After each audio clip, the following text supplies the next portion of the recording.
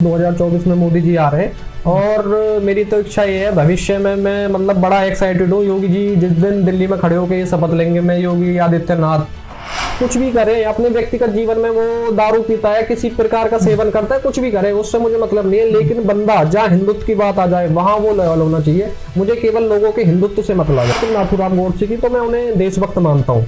निर्भया वाला rape case हुआ था, निर्भया कांड तो उसमें एक लड़का माइनर था, कोई मुस्लिम लड़का था और वो माइनर था। तो जब भी वो जेल से रिलीज हुआ था तो केजरीवाल ने उसको एक सिलाई मशीन और कुछ कैश दिया था कि वो मुख्य धारा से जुड़ पाए और इस देश में योगदान दे पाए। तो उसी प्रकार से योगी जी चाहे तो मुझे एक देश सेवा का मौका दे सकते हैं, चाहे वो मुझे आर्मी में दें या किसी में भी, कोई मुझे समस्या नहीं है, पर किंतु कार्य ऐसा हो जिससे मैं देश के लिए अपना कुछ योगदान दे पाऊँ। कि पंडित राम प्रसाद बिस्मिल ने वो पता होगा कि और क्रांतिकारी आएंगे मेरे जैसे जो मेरे से कुछ सीख पाएंगे, तो मुझे लगता है उन्होंने पुस्तक मेरे जैसे लोगों के लिए लिखी है। जामिया में मेरा एक ही उद्देश्य था, जो इस देश को देश तोड़ने की बात कर रहे थे, देश विरोधी नारे लगा रहे थे, हिंदुत्व की कब्र खोदने की बात कर रहे थे, उनको केवल एक संदेश देना था हजारों की भीड़ के आगे जाके कि यहाँ एक 17 वर्ष का एक बच्चा तुम्हारे सामने हजारों की भीड़ के सामने आ सकता है। अगर सोचो यहाँ 1 लाख की संख्या में या 2 लाख की संख्या में हिंदू अगर एकत्रित हो गए, एकजुट हो गए और तुम्हारे सामने आ गए तो तुम्हारा क्या हाल होगा।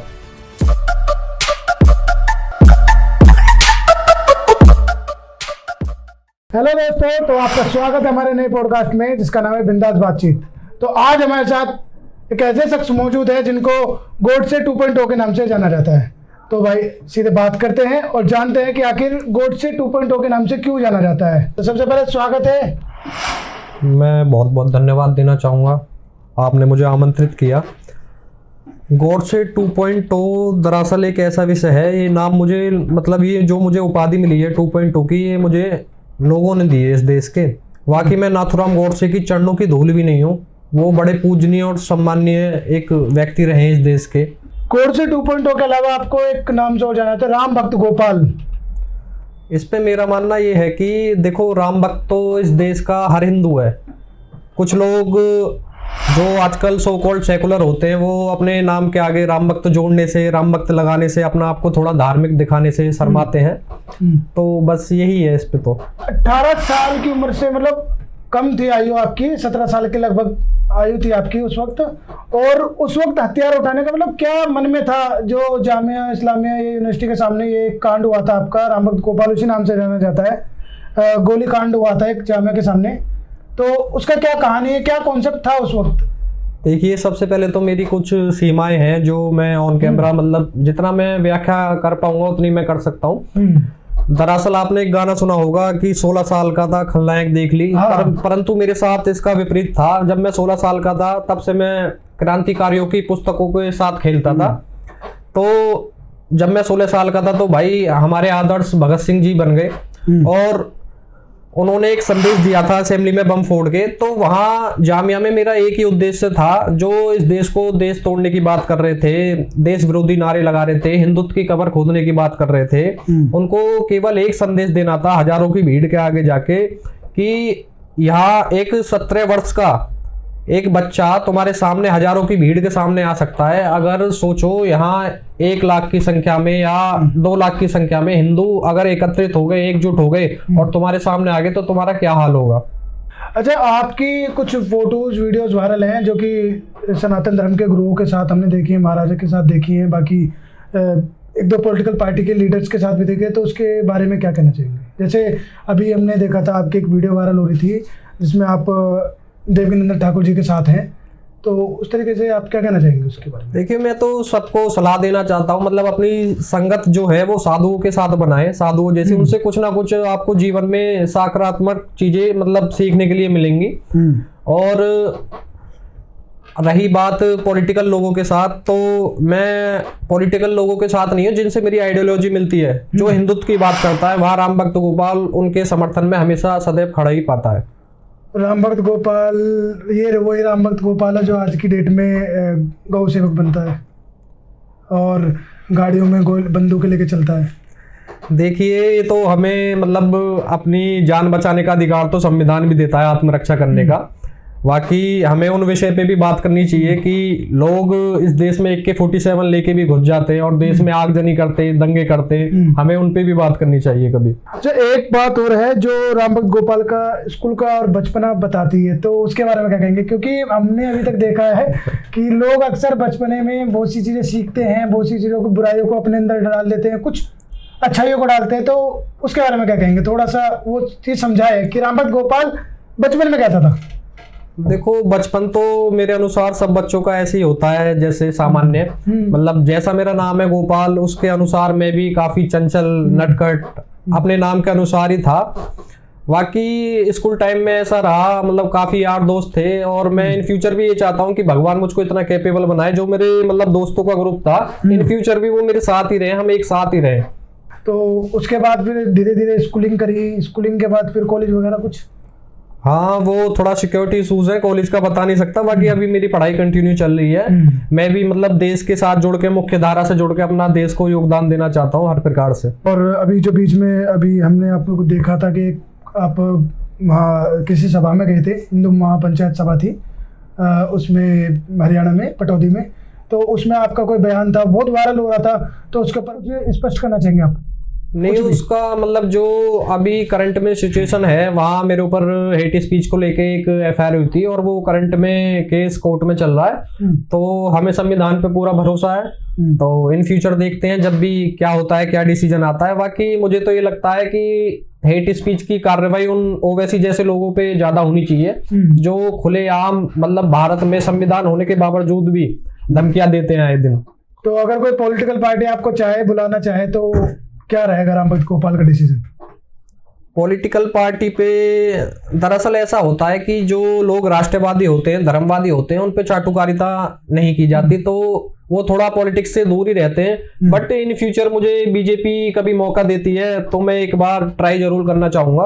मतलब सारी पार्टी को छोड़ के एक बार बीजेपी में जाना पसंद करेंगे? हाँ, ये तो अपनी प्रायोरिटी रहेगी, क्योंकि मैं किसी पार्टी से नहीं, मैं आइडियोलॉजी से जुड़ना चाहता हूँ। तो बीजेपी में काफी ऐसे लोग हैं, साध्वी ठाकुर हो गई, टाइगर राजा हो गए, नुपुर शर्मा हो गई, तो इस प्रकार से मैं भी अगर इन फ्यूचर भविष्य में मुझे बीजेपी मौका देती है तो रामभक्त गोपाल एक काफी अच्छा चेहरा बनके सामने आएगा। बीजेपी के एक नेता है नुपुर शर्मा, उनके साथ भी आपकी बहुत वीडियो वायरल हो रही है, वो वीडियो देखी भी जा रही है, इंस्टा पे बहुत वायरल हो रही है, तो उसके बारे में क्या कहेंगे? नुपुर शर्मा, देखिए, मेरी बयान भी था एक, उस पे सहमति है या असहमति है, कुछ ऐसा? बयान का तो मुझे पता नहीं, हाँ, किंतु मैं ये जानता हूँ नुपुर शर्मा मेरी बड़ी बहन है, और उनके साथ हम हर प्रकार से हैं, तन मन धन और गन। तो कह दिया है आपने।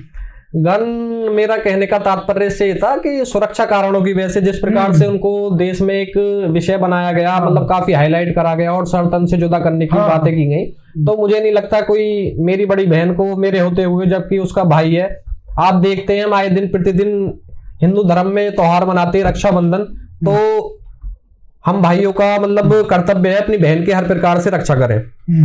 तो ये मेरा वादा है, नुपुर शर्मा जब भी बीजेपी में उनकी वापसी होगी, रामभक्त गोपाल का ऑन कैमरा ये वादा है, सबसे ज्यादा यूथ पूरे इंडिया में से नुपुर शर्मा के पीछे रहेगा, तो रामभक्त गोपाल के भाई रहेंगे हर प्रकार से। मतलब छोटा भाई हमेशा खड़ा रहेगा? हमेशा खड़ा रहेगा। अगर कोई पर्सनली कोई बात आपसे कहता है, किसी भी धर्म विशेष का आदमी आके, तो आप सीधे उसी के धर्म को थोड़ा गलत बोल के और उसी को जान से मारने की धमकियां, इस तरीके की चीजें निकल कर आती सामने आई हैं अब तक, जो अब तक हमने रिसर्च करी, हमारी टीम ने रिसर्च करी है, तो पर्सनली क्यों ले लेते हैं आप इन चीजों को? देखिए, मैं किसी भी चीज को पर्सनली नहीं लेता, और मुझे नहीं लगता कि पर्सनली किसी की औकात है इस समय जो मेरे से व्यक्तिगत दुश्मनी ले पाए, किंतु ये लड़ाई है विचारों की। अच्छा। एक तरफ देशभक्त लोग, एक तरफ देशभक्त लोग और दूसरी तरफ विपरीत, एक तरफ धर्म को मानने वाले लोग और दूसरी तरफ हमारे धर्म पे, सनातन धर्म पे प्रहार करने वाले लोग। बाकी रही बात दुश्मनी की, नहीं, सनातन धर्म हमेशा प्रेम करना सिखाता है, चाहे वो जीव हो, पेड़ हो, पौधे हो, सूरज हो, चांद हो, कुछ भी हो, सनातन धर्म हमेशा लव स्प्रेड करता है। सनातन धर्म का क्या मतलब है? सनातन धर्म जिसका कभी अंत नहीं हो सकता। सिंपल सी भाषा में समझाना चाहूंगा कि मैं कोई मतलब ऑन कैमरा हूं तो ऐसी डिप्लोमेटिक और या मतलब कोई साधु संत वाली ज्यादा बातें नहीं करूंगा, जितना मुझे ज्ञान है। हाँ, आज की डेट में मुझे धर्म रक्षक के नाम से जाना जाता है, मतलब करंट में मैं वही कार्य कर रहा हूँ, तो उसमें मैं सक्षम हूँ, उसकी मुझे जानकारी है। धर्म रक्षक मतलब कि गौ सेवा वगैरह का, या फिर और भी चीजों में आता है? धर्म रक्षक क्या है? ये जो चीजें है ना, आप जिस तरीके से धर्म रक्षक वाली बातें बता रहे हैं, तो इससे क्या मतलब लोगों को क्या बताना चाहते हैं? धर्म रक्षक आखिर में क्या है उनके लिए, जो आने वाले समय पर लोग उस चीज को समझ पाए? क्या आप दिखाना क्या चाहते हैं? एक देश को क्या मैसेज देना चाह रहे हैं? अपने जो भी हमारे व्यूअर देख रहे हैं उनको क्या समझाना चाहते हैं आप? मैं देश के युवाओं से मतलब आपके इस चैनल के थ्रू मैं बात करना चाहूंगा। मैं मतलब लोगों के जीवन में दो गोल होते हैं, एक तो होता है कॉमन गोल, एक होता है पर्सनली गोल। तो पर्सनल गोल अपना बंदे का कुछ भी हो सकता है, किसी को आईपीएस बनना है, किसी को आर्मी में जाना है, किसी को कुछ भी करना है, XYZ। लेकिन कॉमन गोल क्या होता है? कॉमन गोल हमारे अंदर होनी चाहिए एक देशभक्ति की भावना, धर्म के प्रति जागरूक होना।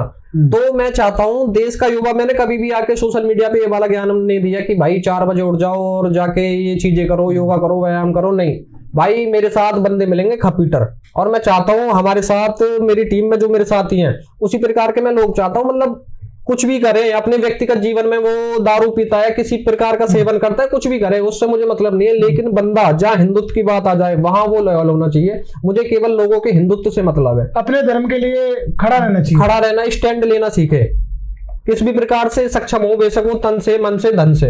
वो देखे कि मैं किस प्रकार से अपने धर्म के लिए योगदान कर सकता हूँ। गोलीकांड वाला जो विषय था जामिया वाला, उसमें आप अपनी गलती मानते हैं या सहमति क्या? देखिए, इस पे मैं स्पष्ट अपना एक बयान देना चाहूंगा। अगर देशभक्ति अपराध है तो मैं स्वीकार करता हूं मैंने अपराध किया है, और अगर ये प्रशंसा का विषय है तो मैं उस प्रशंसा का हिस्सेदार हूँ। तो राम भक्त गोपाल ने स्पष्टीकरण दे चुके हैं इस बात को लेकर। और दूसरा, नाथूराम गोडसे के आप 2.0 कहे जाते हो, तो आपकी आइडियोलॉजी के हिसाब से नाथूराम गोडसे क्या है और आपके लिए क्यों आदर्श है? देखिए, सबसे पहले मैं ये बताना चाहता हूँ, अधिकतर लोगों को ये लगता है कि नाथूराम गोडसे मेरे आदर्श हैं। मैं उनको स्पष्ट करना चाहता हूँ, मैं जिनको आदर्श मानता हूँ उनका नाम पंडित राम प्रसाद बिस्मिल है। और उन्होंने एक पुस्तक लिखी थी, अपनी जीवनी लिखी थी। मतलब उसकी एक पुस्तक है, तो मैं उसके एक एक शब्द से सहमत हूँ। मुझे ऐसा लगता है कि पंडित राम प्रसाद बिस्मिल ने वो पता होगा कि और क्रांतिकारी आएंगे मेरे जैसे, जो मेरे से कुछ सीख पाएंगे। तो मुझे लगता है उन्होंने पुस्तक मेरे जैसे लोगों के लिए लिखी है। रही बात नाथूराम गोडसे की, तो मैं उन्हें देशभक्त मानता हूँ। तो भाई, हमारा रैपिड फास्ट क्वेश्चन है, उसमें आपको स्पष्टीकरण देना है और हम आपको कुछ शब्द दे रहे हैं, उसके बारे में बताना आपको। सनातन धर्म। सनातन धर्म की रक्षा के लिए हम किसी भी हद से गुजर सकते हैं। सनातन धर्म। और हिंदू और सनातन धर्म कोई डिफरेंट चीजें नहीं है, आपस में कनेक्टेड है। हम सब सारे सनातनी हैं। अब लोग अपने आप को अगर पीछे जाएंगे, थोड़ा रिसर्च करेंगे, अगर आध्यात्मिक जीवन में उतरेंगे तो हम सब सनातनी हैं। धर्म और सनातन एक ही चीजें हैं। सब चीज। धर्म हमें एक जीने का तरीका सिखाता है, हमें वे ऑफ लिविंग कि किस प्रकार से चीजें होंगी। आपके लिए पढ़ाई क्या मायने रखती है? हाँ, पढ़ाई तो इम्पोर्टेंट है। मैं तो हर यूथ से कहना चाहूंगा कि पढ़ना तो भाई बहुत ज्यादा जरूरी है। गन? मुझे लगता है कि हाँ, गन का तो नहीं कहना चाहूंगा, पर हाँ अपनी सुरक्षा के लिए, जैसा धीरेन्द्र शास्त्री जी कहते हैं, गन किसी को मारने के लिए नहीं, अपनी सुरक्षा के लिए रखिए अपने पास। धीरेन्द्र शास्त्री का आपने जिक्र करा तो एक सवाल उठता है कि धीरेन्द्र शास्त्री को आज के डेट में बहुत सारा यूथ, हर जगह की फॉलोइंग उनके पास है, बाहर से, विदेश से, देश से, सबसे है। और वो एक बड़े राम भक्त हैं, हनुमान भक्त हैं। तो उसी तरीके से राम भक्त है, जिसमें जैसे आपका नाम लगाया जाता है राम भक्त गोपाल, तो राम भक्त हैं। अब आप उनको कितना आदर्श मानते हैं और उनसे क्या सीखा है अब तक? उनकी चीज़ों को सुना है, कभी देखा है, तो क्या समझे उनसे अब तक? या उनकी जो आइडियोलॉजी, जैसे वो कहते हैं कि हमको सनातन धर्म को एक हिंदू धर्म बनाना है, राष्ट्र घोषित करना है यहाँ पे पूरा भारत को, तो उस तरीके से क्या समझते हैं? बिल्कुल, वो तो उन्होंने मेरे सामने ही नहीं, मैंने ही नहीं सीखा, पूरे देश के युवा ने लगभग मुझे लगता है उनसे सीख लिया होगा। उनका स्पष्ट है उनका संदेश कि हमें इस देश को हिंदू राष्ट्र बनाना है। तो मैं युवाओं से ये अपील करना चाहूंगा कि इसी रास्ते की तरफ वो अग्रसर हो। जो लास्ट सवाल है हमारा, वो इससे रिलेटेड है कि आप आने वाले भविष्य में अपने लिए क्या सोच रहे हैं? आने वाले भविष्य में क्या राम भक्त गोपाल कोई ग्रुप बनाएगा, कोई संगठन बनाएगा, तो क्या? देखिए, भविष्य में हम संगठन तो निर्माण हम कर चुके हैं गौरक्षा दल के नाम से। अच्छा। आप देखोगे तो हरियाणा में शायद कोई ऐसा गांव या कोई ऐसा बड़ा शहर नहीं बचेगा जहां हमारी टीम ना हो। हर स्तर पे गौ सेवा अलग प्रकार से होती है, गौरक्षा अलग प्रकार से होती है। हमारे चिकित्सालय खुले हुए हैं जहां लाखों जानवरों को हम, ये नहीं कि गाय की सेवा करते हैं, कोई भी पशु हो, सारे पशुओं का निःशुल्क इलाज होता है। और हर जगह जहां हम सक्षम है, हमने एम्बुलेंस दे रखी है गौ माता के लिए, या कोई भी पशु जिसके चोट लग जाती है, किसी प्रकार की कोई भी स्थिति होती है, तो लगभग टीम तो हमारी बनी पड़ी है। और इन फ्यूचर फिर से मैं एक बार कहना चाहूंगा, मुझे किसी से ज्यादा उम्मीद नहीं है, किंतु योगी जी से मैं उम्मीद करता हूँ कि इन फ्यूचर अगर मुझे भविष्य में अगर कुछ मौका मिलता है राजनीति में नहीं, देश की सेवा में, देश की सेवा में मुझे कोई मौका मिलता है, जिस प्रकार से आपने देखा होगा एक निर्भया वाला रेप केस हुआ था, निर्भया कांड, तो उसमें एक लड़का माइनर था, कोई मुस्लिम लड़का था और वो माइनर था। तो जब भी वो जेल से रिलीज हुआ था तो केजरीवाल ने उसको एक सिलाई मशीन और कुछ कैश दिया था कि वो मुख्य धारा से जुड़ पाए और इस देश में योगदान दे पाए। तो उसी प्रकार से योगी जी चाहे तो मुझे एक देश सेवा का मौका दे सकते हैं, चाहे वो मुझे आर्मी में दें या किसी में भी, कोई मुझे समस्या नहीं है, पर किंतु कार्य ऐसा हो जिससे मैं देश के लिए अपना कुछ योगदान दे पाऊं। देश के लिए योगदान जरूरी है जी। तो आने वाले समय 2024 का जो इलेक्शन आने वाला है उसके बारे में क्या सोचते हैं? क्या देश के प्रधानमंत्री या जो ऐसे विपक्षी पार्टियां गठबंधन बना रही हैं, तो क्या लगता है आने वाले समय पे पॉलिटिकल चीजें कैसे आपके माइंड में घूमती हैं? क्योंकि राजनीति तो सबके दिमाग में घूमती है आज की डेट में। ज्यादा इस पे विचार करने की तो बात नहीं है, तो सामने एकदम स्पष्ट हो चुका है कि इस बार तो 2024 में मोदी जी आ रहे हैं। और मेरी तो इच्छा ये है भविष्य में मैं मतलब बड़ा एक्साइटेड हूँ, योगी जी जिस दिन दिल्ली में खड़े होकर ये शपथ लेंगे, मैं योगी आदित्यनाथ। अच्छा, मतलब आपने स्पष्टीकरण कर लिया है कि अपने माइंड में कॉन्सेप्ट बना लिया है कि मोदी जी के बाद योगी एक प्रधानमंत्री के चेहरे हो सकते हैं। ऐसा ही है, स्पष्ट है। तो जिस दिशा में भारत की राजनीति जा रही है, योगी आदित्यनाथ के अलावा इन फ्यूचर में कोई मतलब कोई ऐसा चेहरा नहीं है। और जिस प्रकार से उन्होंने कानून व्यवस्था को यूपी में संभाल रखा है, मतलब आप किसी भी राज्य में जाओगे, हरियाणा में जाओगे, जैसे लगभग मैं ज्यादातर समय मेरा हरियाणा में बीतता है, तो वहां लोगों की डिमांड है, जैसे योगी जी यूपी के सीएम है, तो इस प्रकार से हमें भी कोई योगी जैसा सीएम मिले, ये डिमांड है, हरियाणा की डिमांड है ये लोगों की। मतलब लोग ये हर एक राज्य में इस तरह की डिमांड उठती है। ठीक है, तो आखिरी सवाल मेरा यही रहेगा कि रामभक्त गोपाल आने वाले समय पे सनातन धर्म के लिए और क्या कार्य करने वाला है? सबसे पहले मेरा कार्य ये रहेगा, जितने भी आपने देखा होगा लगभग छोटे छोटे हिंदूवादी संगठन लोगों ने बना रखे हैं और वो खुद उन संगठनों के राष्ट्रीय अध्यक्ष बन के बैठे हैं। उनको लगता है कि ये कोई उनका पॉलिटिकल कैरियर स्टार्ट हो जाएगा इससे या कुछ भी। सबसे पहले मैं, जैसी मेरी विचारधारा है, ऐसे छोटे छोटे संगठनों को लाके मैं एकजुट करूंगा और एक ही संगठन में निर्माण करूंगा जो स्वतंत्र तरीके से कार्य करेगा, जिसमें पद की कोई होड़ नहीं रहेगी कि मुझे ये बनना है, इस पद पे कार्य कर रहा है, नहीं, स्वतंत्र रह के मतलब वो हिंदुत्व की सेवा करे। तो ये थे हमारे साथ रामभक्त गोपाल, जो कि गोडसे 2.0 के नाम से जाने जाते हैं, और इन्होंने अपना स्पष्टीकरण खुद कर दिया है गोलीकांड को लेकर, आने वाले भविष्य को लेकर और जुड़ी हुई राजनीति से कुछ खबरों को लेकर। तो ऐसे ही और पॉडकास्ट के लिए हमारे चैनल को सब्सक्राइब करें, वीडियो को लाइक करें और शेयर करें।